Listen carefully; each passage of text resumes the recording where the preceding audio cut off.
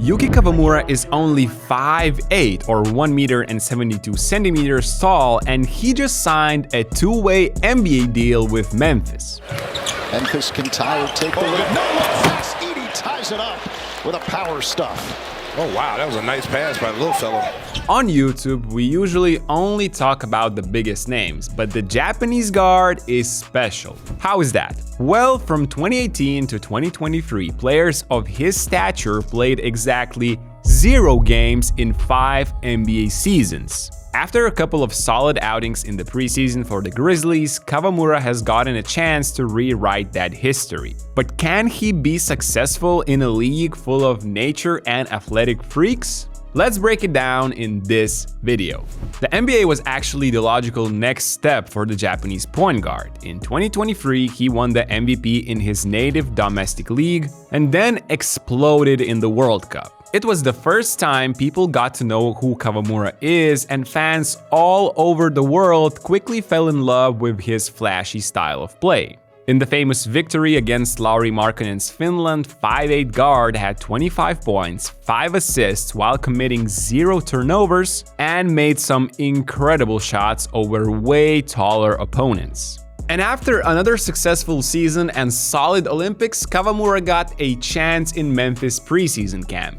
I wouldn't say it was something incredible, as he averaged 3 points and 4 assists in 15 minutes, but he did just enough to prove the Grizzlies to sign him on one of their two-way deals. Kawamura was scoring in bunches in Japan League, in the World Cup, but here in the NBA, it seemed a bit more difficult. Of course, point guard's huge lack of size restrained him from even attempting two-pointers, as 16 of his 19 field goal attempts were threes. Instead, he would use his flashing speed to get inside, catch the attention of multiple defenders, and then finding the open man. Some people already nicknamed the Japanese as the no-look Yuki because a lot of these dimes are done looking away, completely losing the defenders. Speed is Kawamura's main weapon, allowing him to collapse the defenses despite his height. The only important thing is for teammates to cut anytime the Japanese drives inside. Here he rejects the pick, his speed forces another defender, over which he obviously can finish, but his teammate is right there at the last moment to collect an easy basket.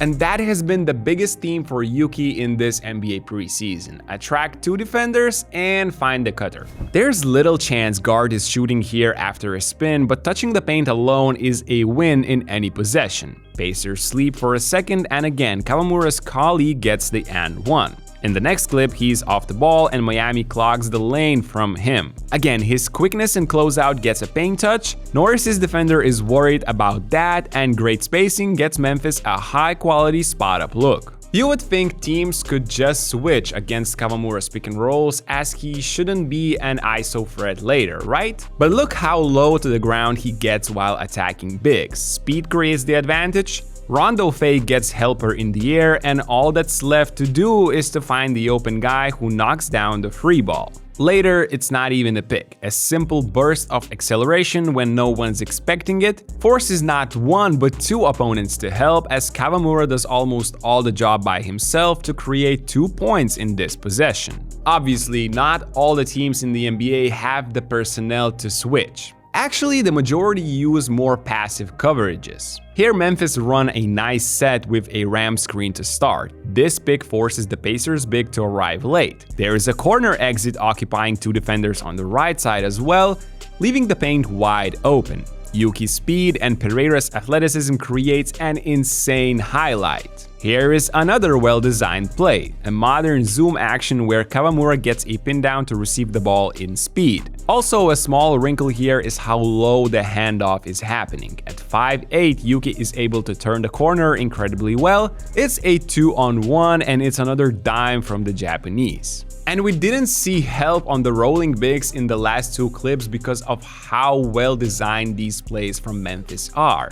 But on this double drag action, Miami big is in drop, and watch the weak side low man when Yuki is driving in. As soon as he makes this one little step towards the paint, it's a bullet pass straight to the corner and straight into his teammate's shooting motion. He might be small, but he's not giving any discounts to defenders whatsoever. Talking about discounts, while the whole world is preparing for the biggest shopping event of the year, Black Friday, we say, why wait? Shop.basketnews.com is launching an early Black Friday sale starting right now.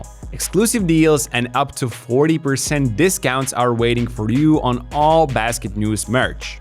It's the perfect time to grab the fan gear you've been wanting and get ready for the basketball season or surprise your loved ones with unique gifts at the best prices. So don't miss out. Visit shop.basketnews.com and take advantage of the best deals today. Going back to the video, Kawamura's passing made a big impact in the preseason, but whether or not he can carve out some sort of role in the NBA will depend on two things: Yuki's scoring and his defense.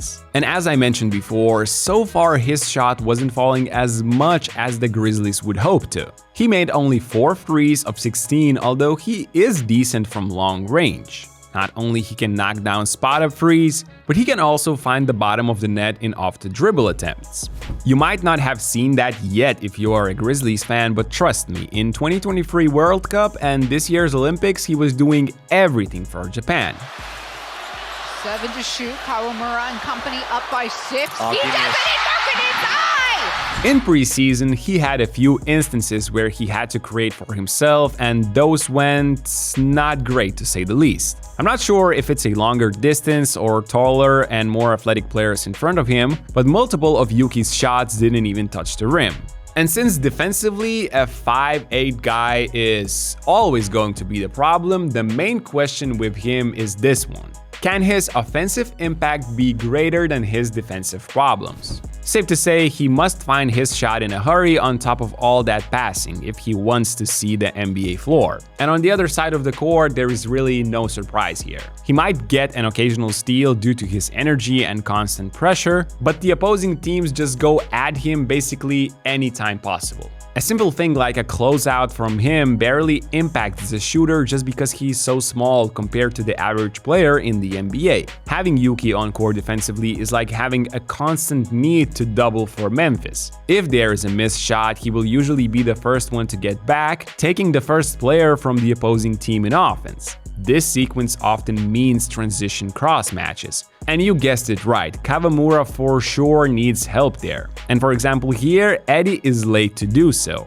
In the next example, Kawamura is fronting the Pacers' low man, so he goes for the high-low cut and pass. Grizzlies back up for a second, forcing a tougher shot, but still, it was a great position to catch the ball so early in the possession just because of Kawamura's height. With the Japanese point guard on court, Memphis are forced to double and bet on their rotations and closeout defense. It's a late switch here. Turner shoots, but under the basket there is a huge mismatch and the point guard fouls trying to box out, giving Indiana a second chance. The other time, the Pacers go at the switch directly. Memphis double on the pass and it's a risk, but this time the rotations are there, and plus Indiana weren't expecting that as no player made a cut that would have helped immensely. This is what Memphis just have to do with Kawamura on court defensively. The only way for him to get minutes is to up his levels of productivity offensively. And I know some might say the Grizzlies made this move knowing it very well how big the Japanese audience is. We can't know the truth, but I would say it is a smart play putting your hopes and using only a two-way deal on a guy who has constantly proved that height is just a number. So what do you guys think? Does Yuki stand a chance in the NBA? And if you enjoyed the video, don't forget to like and subscribe and check out the BN Plus membership where you can support us and our work. Thank you, and I'll see you soon.